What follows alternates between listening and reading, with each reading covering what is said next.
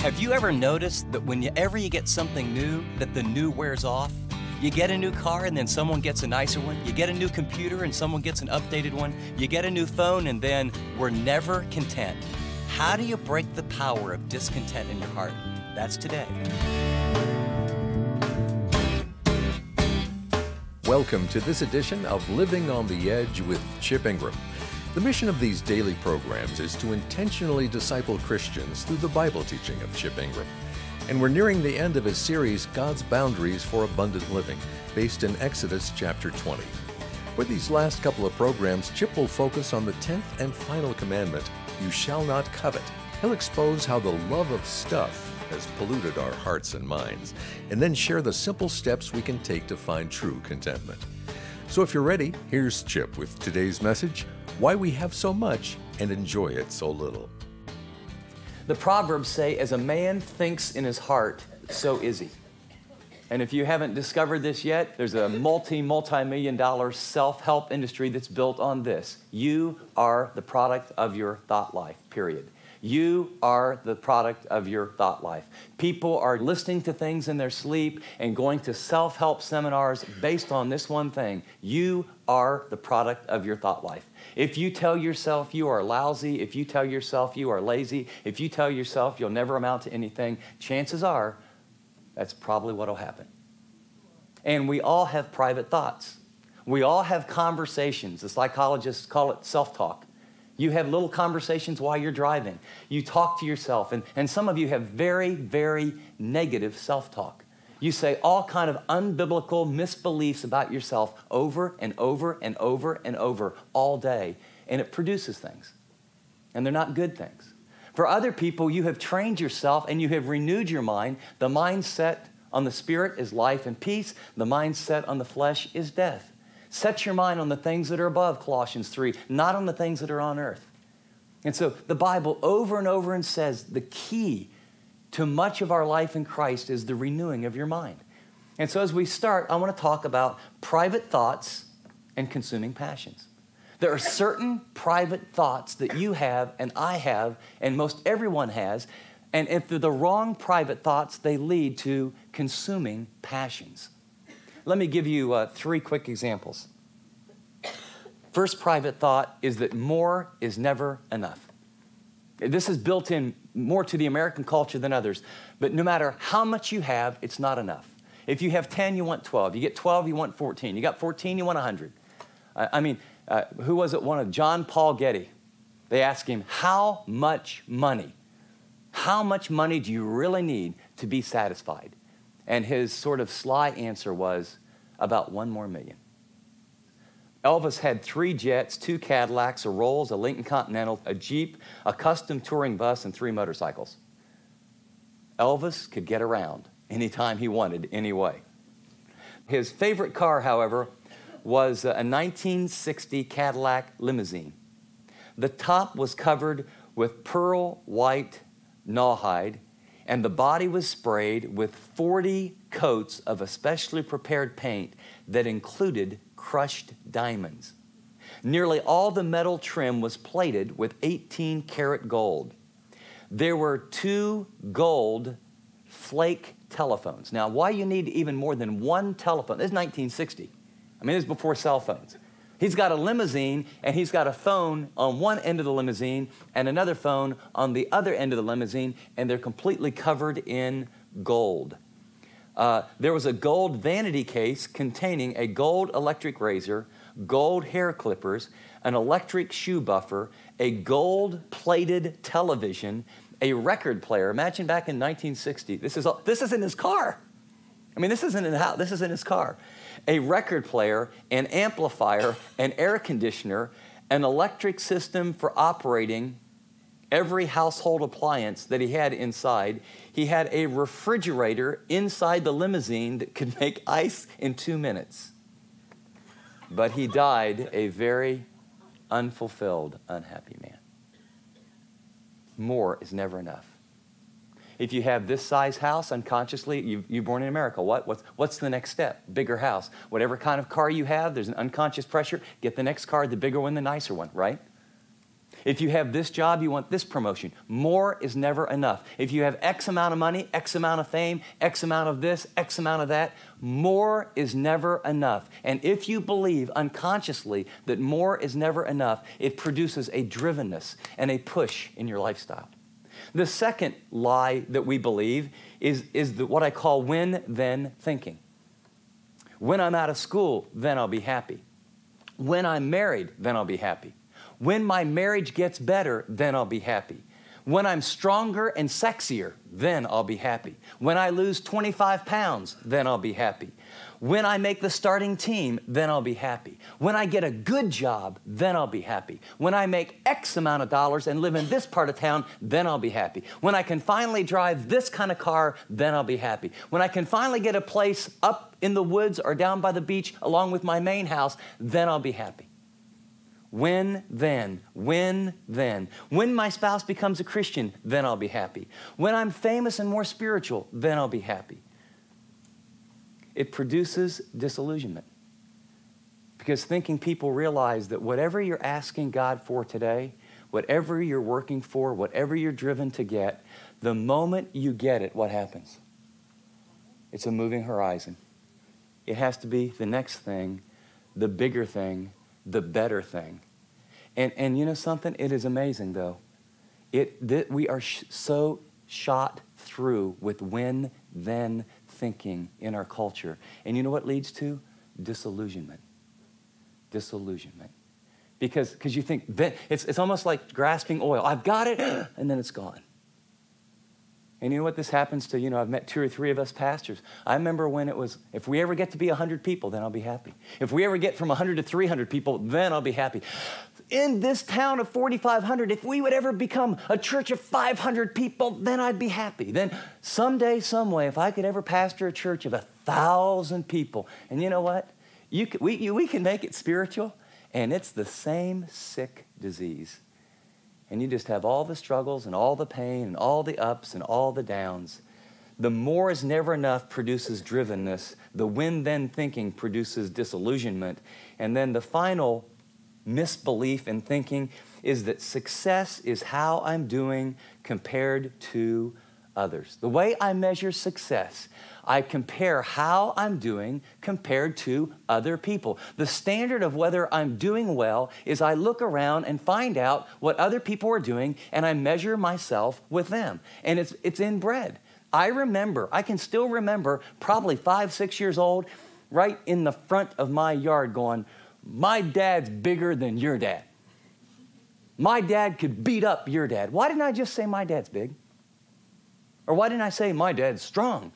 But I learned 5 or 6 by the time my dad's bigger than your dad. And then I learned when I went to school. And they would give me this little thing every 6 weeks that told me how I was evaluated. I never got a report card and said, oh my, I think I'm starting to fulfill my divine potential. I'm measuring myself with me. I think I'm gifted in certain areas and I'm making progress and I'm doing well compared to me and what God has given me. Is that what you all did when you got your report card? What'd you do? You went to your sister. What'd you get? I got a B. I got an A. Well, I get a C. I got a B. And then, if you had a real smart sister, you realize, don't go there. What'd you do? You found someone, hey, what'd you get in math? And we compare one another, and sometimes our parents played into it unknowingly. Why can't you be smart like Bobby? Because I'm not Bobby. I never said that back to my parents, but... And then we graduate from report cards.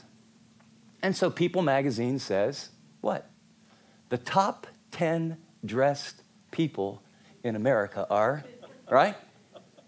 And so you look at what you've got on and say, wow, I measure success by, hold it, the top 10 sexiest people in America are, and they're on the front, and you look at them and go, well, and then, well, no. Then Forbes is going to say the top 500 companies are, well, how's my business doing with the top Fortune 500? And then the Wall Street Journal is going to come out, or Money Magazine, with the top 100 richest people in the world are, and then you look at their names and you know what? How I'm doing compared to others is a dead-end street. We said, how a man or woman thinks in their heart, so you become. You are the product of your thinking. Here's what I want you to hear. When you have more is never enough thinking, it produces drivenness. When you have when-then thinking, it produces disillusionment. And when you measure success by how I'm doing compared to other people, it produces dissatisfaction, because I'll guarantee, I don't care where you get, there is someone smarter. Wherever you get, there's someone richer. However sexy you think you are, there's someone sexier. So you're always dissatisfied. And it's behind these types of thinking that produces passions and drives that the Bible calls, write the word in, coveting. It's these passions and drives that the Bible calls coveting. The word in Hebrew is hamad. It's an inner desire. It's to delight in something. It's an urge. It's a passion. It's to be highly motivated. It's to be driven. It's to be compelled. It's to lust for. It's I can't live without impulse. And by the way, the word is neutral. Roughly half the time in the Old Testament, it's used of something good, and about half the time, it's used of something evil. But the idea is a consuming passion, desire, drive for something. And this word actually is used of God for his love for Israel. He has a hamad for the people of Israel. He has a hamad, or a love, a desire for you, an intimacy with you. But it's also used of this passionate desire that Achan had for what? A bar of silver. It describes the passion and desire that David had. One more, Bathsheba. In fact, you know what? I haven't given you some psychology. David is the more and enough. Achan is the when-then thinking. And Ananias and Sapphira are success compared to how I'm doing to others, aren't they? Well, Barnabas gave a lot of money, so I'll try and fake that. Achan is, when I had more money, then I'll be happy, even though it's under the ban. And what happened to him? David is one more. And behind each of the sin of David and Achan and Ananias and Sapphira is coveting. Some coveted another's wife. Some coveted another's reputation. Some coveted material wealth. And what the 9th commandment prohibits is coveting. If you want a definition, it's an inordinate, ungoverned, selfish desire that leads you away from God and corrupts your relationship with others. I can hear you. Please go slower and say that again. Okay, I will. Slower. It is an inordinate, ungoverned, selfish desire. And if you don't want all those adjectives, just say an unselfish desire. That leads you away from God and corrupts your relationship with others. The command is, you shall not covet anything that belongs to your neighbor. Don't covet his house, don't covet his wife, don't covet his manservant, his maidservant, his donkey, his oxen. Don't have this passionate, inner, inordinate, selfish, greedy desire to have what they have. Don't believe that you need more to be satisfied, and the way to get more is get some of theirs. Don't do that. Don't believe when I have what they have, then I'll be satisfied. Don't believe that what real success is driving a car like them and having a family like them and knows as many Bibles verses him, or have a body like hers. Don't do it. That's what it says. That's the command. The 10th commandment is a command of the heart. I mean, you don't do this one with your hands. You don't do this with your feet. You don't kill anybody. You don't lie with your tongue. The 10th command is a command of the heart. The command makes clear that the law is not simply a legal code to relegate men and women's actions, but it's a divine axiom to govern the innermost being of men and women's hearts. The 10th command is a command concerning your desires and your drives and your wants and your goals. The 10th command prohibits, are you ready? It prohibits wrong thinking. And finally, the 10th command is a direct attack on envy, jealousy, and passion. And you know, just before you feel like, oh my lands, I thought the first 9 were tough and I'm getting killed, let me tell you why. Why would God give this command? Why would your heavenly Father, why would the one who sent his son to die for you on a cross, why would the God who cares so deeply for you make such a difficult and high command to say, Don't envy. Don't be jealous. Don't think more is better. Don't compare with others. Why? Because he wants to put a boundary around your personal contentment and your private joy. He loves you. He wants you to experience joy.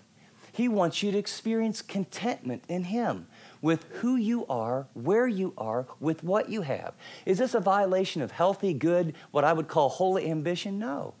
But this is a prohibition against coveting, desiring, being driven to get, attain, capture, manipulate something of someone else's with the private belief, then I'll be happy.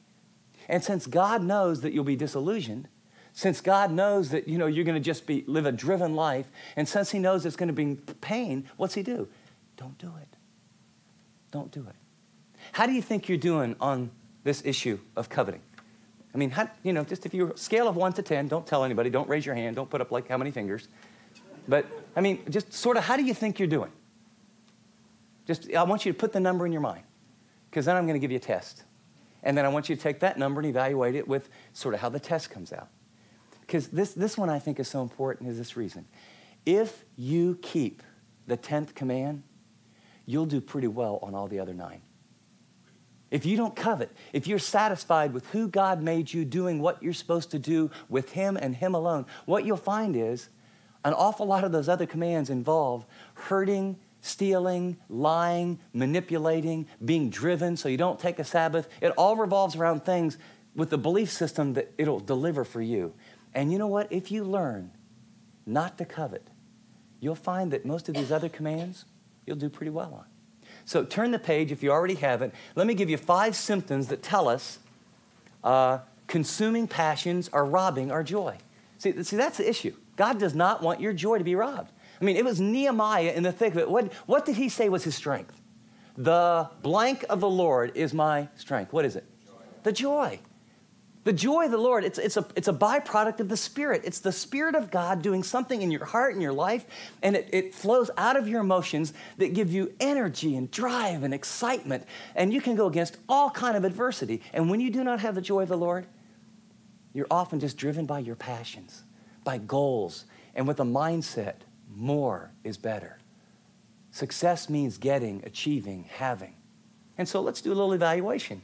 I think there's kind of 5 symptoms that lets you know where you're at with regard to this issue of coveting. Symptom number 1 is fatigue. F-A-T-I-G-U-E, fatigue. Fatigue from high-speed lives, long hours, lives of high stress, nonstop lives. Get ahead, keep it up, go for it. Work, work, work, push, push, push. It can be in sports, it can be in music, it can be in school. It can be, I've got to do this in school and this in music and this over here and this over here and this in ministry. It can be work, it can be job, it can be, I've got to be a perfect mom. I can be better than any other mom. I got to have the cleanest house on the block, and on top of that, have a Bible study and lead a Bible study with some other women, and.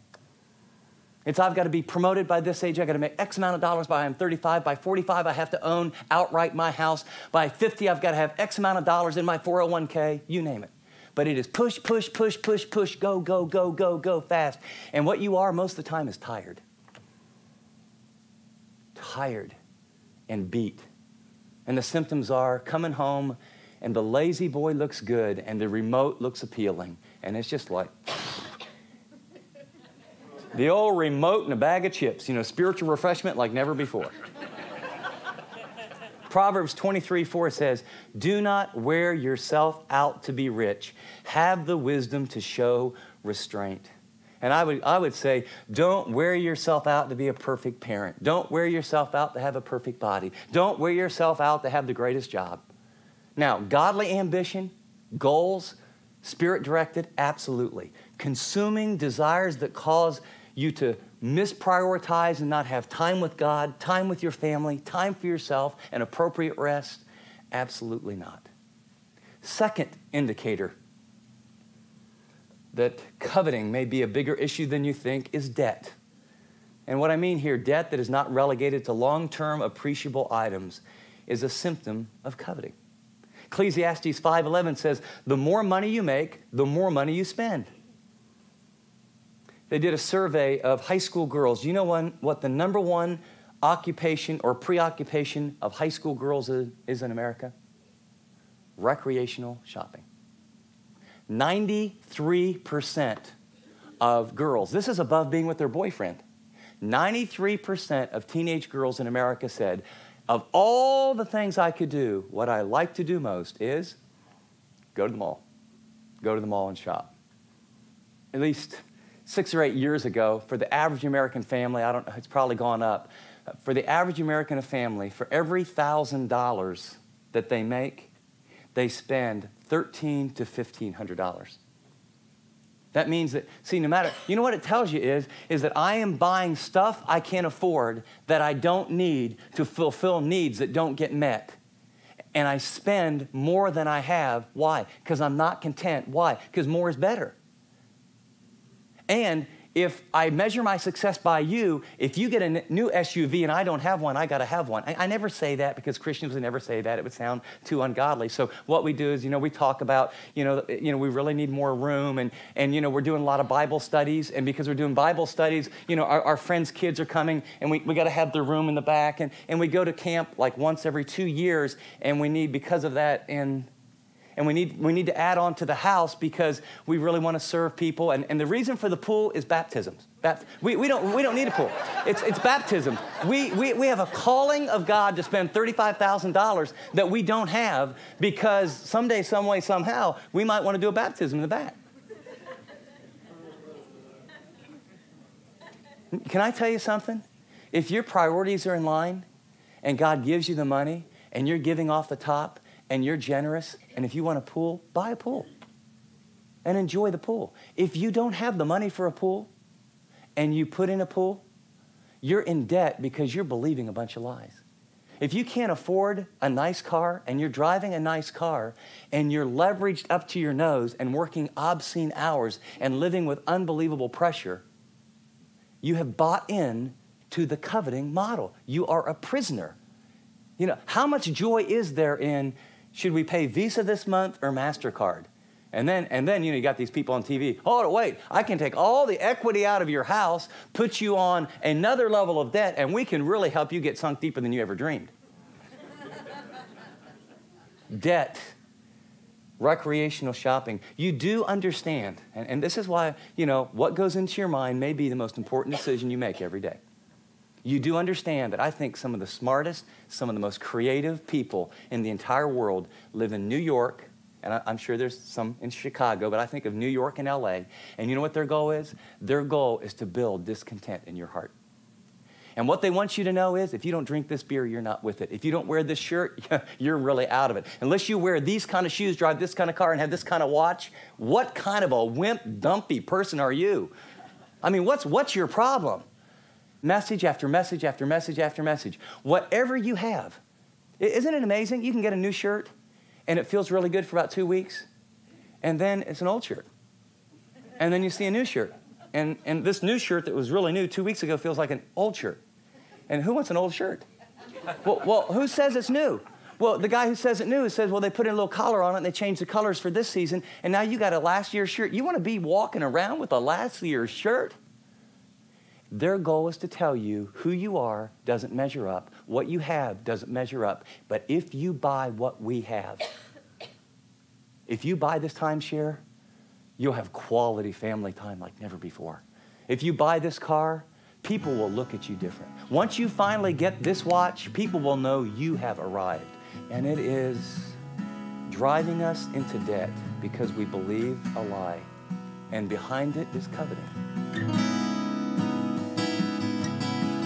This is Living on the Edge with Chip Ingram, and you've been listening to part 1 of his message, Why We Have So Much and Enjoy It So Little, from our series, God's Boundaries for Abundant Living. Chip will be back shortly to share some helpful application for us to think about. Many people today look at the Ten Commandments as an outdated and oppressive list of rules. So are they still necessary today? Does it matter if Christians follow them or not? Well, Chip addresses these tough questions through his detailed study in Exodus chapter 20. Discover, rather than a rigid set of don'ts, how the Ten Commandments act as guidelines for a loving and caring Heavenly Father. I hope you can join us for every message in this series. To learn more about Living on the Edge or our many insightful resources, visit livingontheedge.org. That's livingontheedge.org. Well, before we go any further, here's Chip with a quick word. Thanks so much, Dave. I want to take just a moment to talk directly to those of you that are seeking a way to be more connected to the ministry of Living on the Edge. We're in need of partners who will take a step of faith and make a monthly financial commitment to the ministry.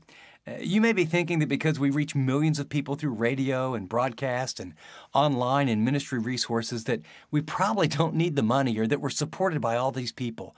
The fact is, it's a very small percentage of all the people who listen or do small group resources that actually give to the ministry.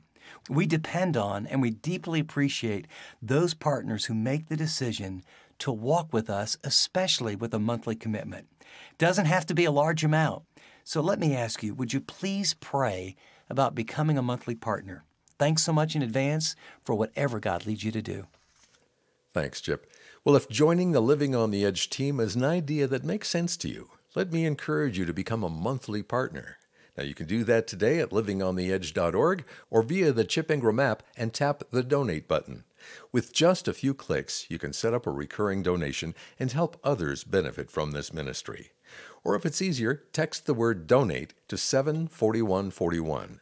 That's DONATE to 74141. And thanks in advance for supporting us any way you can. Well, here again is Chip to share some application for this message.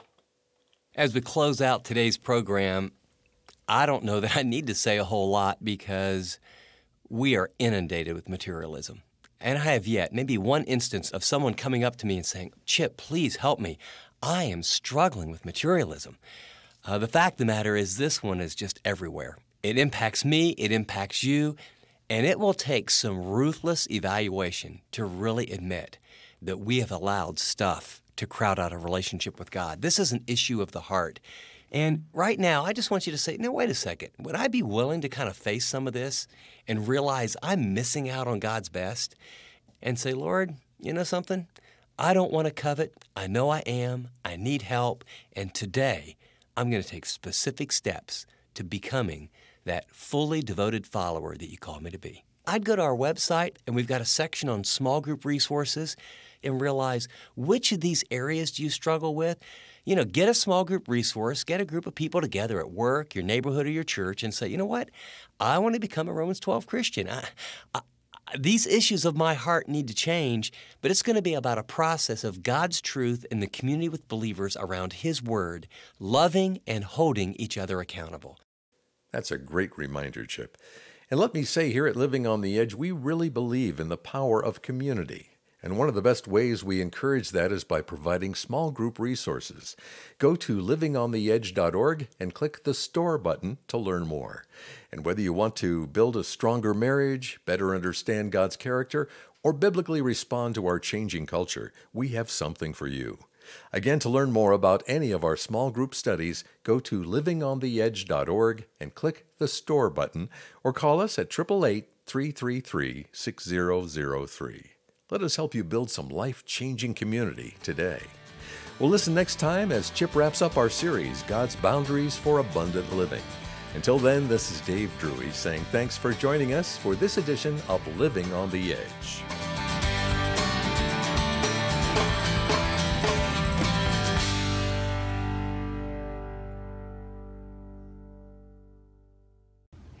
Thanks so much for watching this video. If you'd like to watch more content like this, click and subscribe here to our channel. And by the way, if you'd like to know more about Living on the Edge, find out about more resources, maybe get on the mailing list, go to livingontheedge.org. See you next time.